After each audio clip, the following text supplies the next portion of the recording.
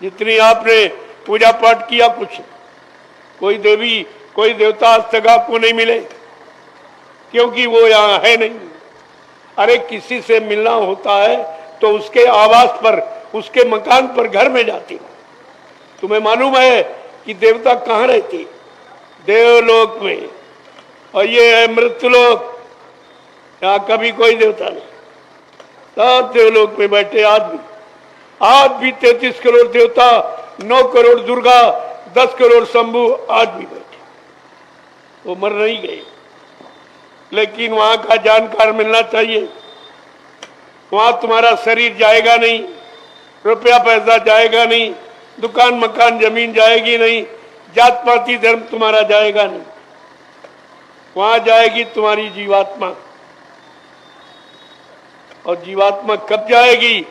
जब जीवात्मा को जगाने वाले संत महात्मा फकीर मिल जाएंगे। उनको जगाना मालूम है, वो जगा देंगे तो तुम्हारी जीवात्मा इसी मनुष्य शरीर में, जो दोनों आंखों के मध्य भाग में बैठी, ये जीवात्मा का स्थान है। ये भी आपको किसी ने नहीं बताया कि जीवात्मा रूह रहती क्या। अरे किसी मुल्ला मौलवी ने बताया आपको कि रूह का स्थान कहाँ है, रूह कहाँ रहती जिस्म में? कुछ नहीं बताया। इसीलिए तो आपकी समझ में नहीं आया, और जो बताने आए उनकी आपने मानी नहीं। उनकी कहां आपने मानी?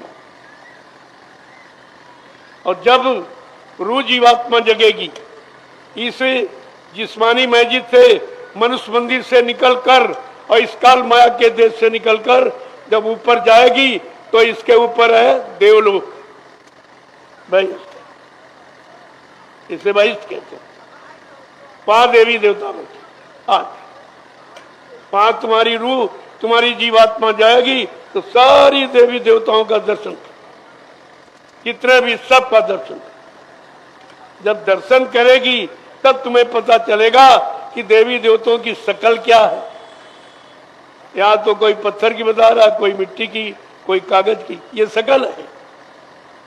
अरे अकल से सोचो, ये शक्ल है। जब किसी ने देखा नहीं और किसी की जीवात्मा जगी नहीं और बहिष्ठ और स्वर्ग में पहुंची नहीं तो दर्शन दीदार हुआ ही नहीं। ये सब झूठा, ये सब झूठा है। इसीलिए आपने इतने दिनों से पूजा की और कोई देव देवता नहीं मिले। अगर सच्ची पूजा होती और सच्चाई होती तो आपको जरूर मिलती। कोई बता दे पंडा पुजारी, तुम्हारा सारा जीवन चला गया, तुम्हारे पूर्वजों का, और उनसे आगे वो, यानी सत्यु त्रेता द्वापर, ये तीनों युग तुम्हारे इसी धंधे यानी झूठ में निकल गए। ये तो संत फकीरों की महिमा है। संत को फकीर को एक ही बात, मुर्शिद को गुरु को एक ही बात है, अंतर नहीं है। लेकिन तुमने भाषा का झगड़ा करा कर दी। अगर फकीरों के पास जाते तो इस भाषा के झगड़े से तुम्हें मुक्त कर देते, क्योंकि भाषा में न खुदा है न परमात्मा। वो तो आशा भाषा से बिल्कुल अलग, वो शुद्ध भाव विचारों में। बड़े साफ शब्दों में लिखा कि निर्मल माने इज्जन सो मोही पावे और मोए छल अच्छी द्रे कपट नाई बावे। कितने साफ शब्दों में लिखा।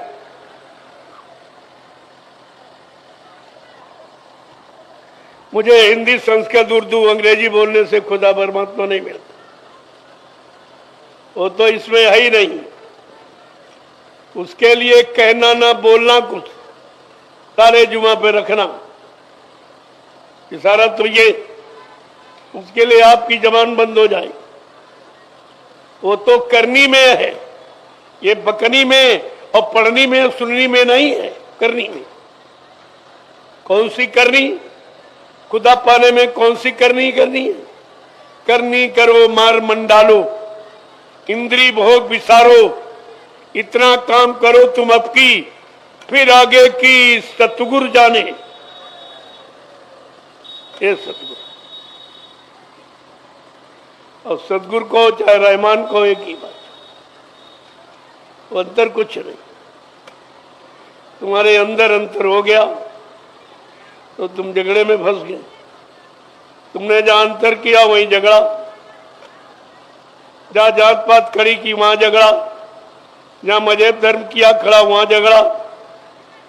आपने तो झगड़े की जड़ तैयार की है, लेकिन परमात्मा खुदा ने एकता और मित्रता और मोहब्बत और प्यार, उसकी ये व्यवस्था है। और तुम